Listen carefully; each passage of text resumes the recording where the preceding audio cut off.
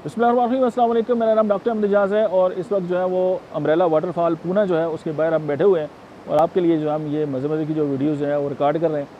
आज हम बात करेंगे कि कुछ लोग ऐसे होते हैं कि जिनको मुताले की जो है वो आदत होती है, या स्टडी करते हैं, ये छोटे बच्चे हैं, वो बहुत ज़्यादा मुताला करते हैं और उसके बाद उनकी आंखें थक जाती हैं। और आजकल तो कुछ लोग जो हैं वो मोबाइल इतना इस्तेमाल करते हैं, उसकी आंखें जो है उनकी थक जाती हैं। कुछ लोग कंप्यूटर स्क्रीन के बाहर बैठे होते हैं और बहुत ज़्यादा जो है वो सुबह से शाम तक कंप्यूटर के आगे बैठते हैं, उनका काम ही इस तरह का होता है और उनकी आंखें जो है उससे थक जाती है।